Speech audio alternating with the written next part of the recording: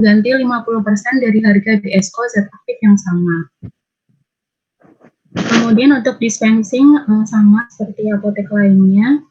Kemudian di sini terkait sama pelaporan transaksi. Pelaporan transaksi kepada pihak penyedia asuransi dilakukan setiap awal bulan. Jika pihak asuransi sudah menyetujui laporan tersebut, maka pihaknya akan mentransfer piutangnya kepada apotek. Kemudian untuk PIO sendiri, jadi di sini untuk PIO itu apotek Farmarin ini bisa untuk yang dari obat bebas terbatas sampai ke resep.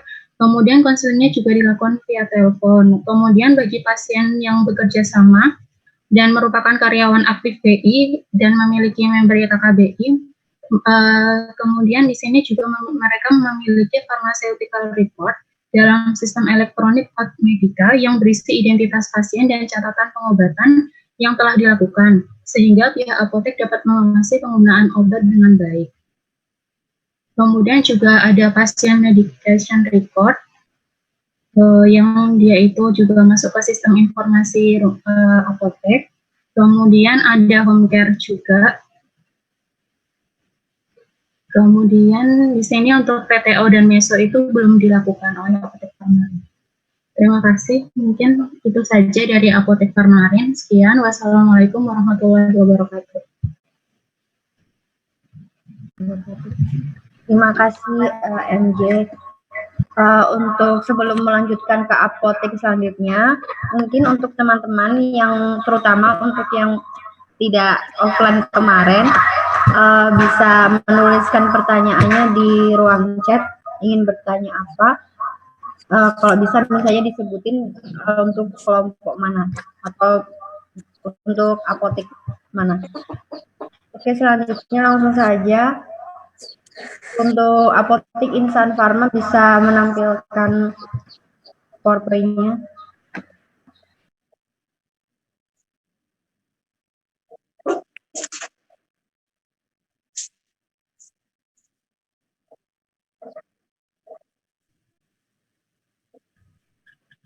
Udah kelihatan belum ya? Udah, Coir. Oke. Coir diperbesar. Oh ya.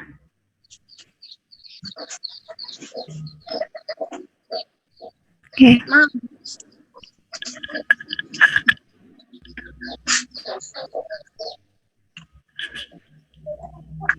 Baik, terima kasih atas kesempatan yang telah diberikan. Kami dari Apotik Insan Pharma, kami ada berempat dengan waktu PKPA selama 2 minggu. Next. Di Apotik Insan Pharma sendiri sebenarnya hampir sama ya, sudah dijelaskan sama teman-teman sebelumnya. Ini hanya beberapa yang kami lakukan di apotik kemarin. Nah, di apotik sendiri ada dilakukan pekerjaan kefarmasian, yaitu ada 2.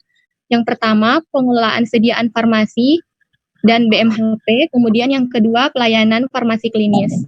Nah, untuk yang pertama ada perencanaan. Perencanaan di Apotik Insan Pharma sendiri dilakukan dengan menuliskan obat yang akan habis pada buku defekta, serta dilakukan dengan melihat epidemiologi atau museum. Pemesanan obat mempertimbangkan beberapa hal, yaitu sisa stok, lead time, dan kapasitas penyimpanan. Kemudian bisa dilihat di sini ada format kartu defekta atau buku defekta, yaitu nama obat, sisa stok, dan keterangan. Kemudian untuk pengadaannya sendiri, next. Ya. Kemudian untuk pengadaannya sendiri dilakukan oleh apoteker dengan melihat buku defekta tersebut. Pengadaan obat melalui PBF dengan menuliskan surat pesanan sesuai dengan jenis obat. Nah, tadi sudah dijelaskan sebelumnya ada beberapa surat pesanan, ada 5 macam. Jadi surat pesanannya sendiri sesuai dengan jenis obat yang akan dipesan. Kemudian obat dapat dipesan melalui sistem online untuk obat-obat tertentu. Next.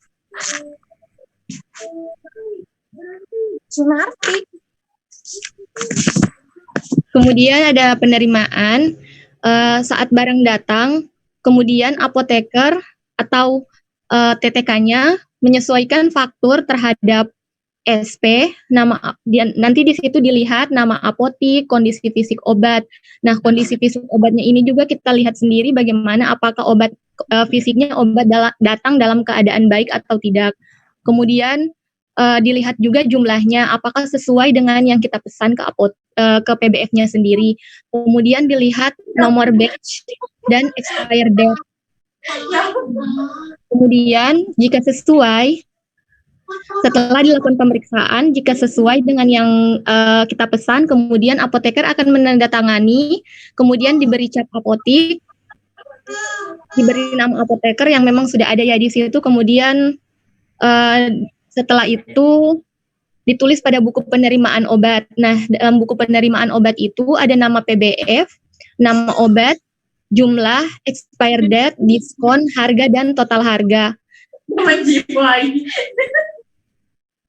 Kemudian obat diberi harga dengan ketentuan harga jual apotik itu HNA kali PPN 10% dan kali dengan marginnya. Kemudian untuk di apotik Insan Pharma sendiri untuk margin obatnya itu untuk HV 1,1, kemudian OA 1,2 dan untuk resep sendiri 1,3. Next. Ini ada contoh faktur yang ada di apotik Insan Pharma. Kemudian untuk buku format penerimaan barang ada nama PBF dan nomor faktur, nama barang, nomor batch, expired date, jumlah, diskon, PPN, dan harganya sendiri. Next. Kemudian ada penyimpanan. Nah, setelah dituliskan pada buku penerimaan tadi, dan juga diberi harga, kemudian obat disusun berdasarkan alfabetis, jenis obat dan bentuk sediaan. Penyimpanan obat di etalase atau di gudang maupun display obat menggunakan metode FIFO dan FEVO. Tapi kemarin di apotik sendiri itu lebih menggunakan metode FEVO sendiri. Karena walaupun obatnya datang belakangan, belum tentu expire date-nya itu duluan. Jadi kami di apotik Insan Pharma kemarin menggunakan sistem FEVO. Kemudian untuk pemusnahan obat sendiri yaitu untuk pemusnahan obat kadaluarsa atau obat rusak dan harus disesuaikan dengan jenis dan bentuk sediaan. Namun kemarin pada saat kami di apotik tidak dilakukan pemusnahan, dan saya rasa teman-teman sudah paham ya tentang pemusnahan obat di apotik. Kemudian langsung ke pengendaliannya sendiri. Pengendalian dilakukan untuk menghindari kelebihan, kekurangan, kekosongan, kerusakan dan kadaluarsa obat serta kehilangan. Nah, untuk pengendaliannya sendiri itu seharusnya menggunakan kartu stok dengan cara manual dan atau elektronik. Namun kemarin di apotik Insan Pharma sendiri itu tidak ada kartu stok. Mereka menggunakan elektronik. Kemudian kemarin karena juga ada gangguan, jadi untuk sistem elektroniknya kami juga tidak bisa melihatnya. Jadi untuk obat-obat yang keluar itu ada pencatatannya dulu sendiri di buku. Kemudian untuk pelaporan ada dua, ada yang internal, ada yang eksternal. Untuk yang internal, itu untuk manajemen apotik, meliputi keuangan, serta laporan lainnya. Kemudian untuk pelaporan eksternal itu untuk pelaporan untuk memenuhi kewajiban sesuai dengan peraturan perundang-undangan. Itu ada pelaporan narkotika dan psikotropika. Itu kemarin sempat dilakukan, itu dilaporkan melalui SIPNAP, itu pada tanggal 10 setiap bulannya. Next.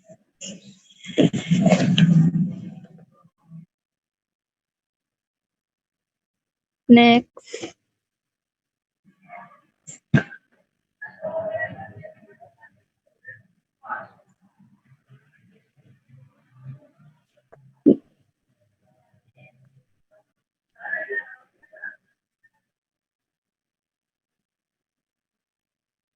Nah, untuk penjualan dilakukan dengan menuliskan barang yang terjual di buku penjualan. Ada nama obat, jumlah, dan harga.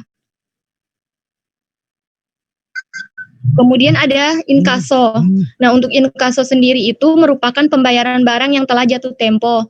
Jadi nanti saat barang yang sudah jatuh tempo untuk pembayarannya, sales akan datang membawa SP asli, kemudian apoteker atau TTK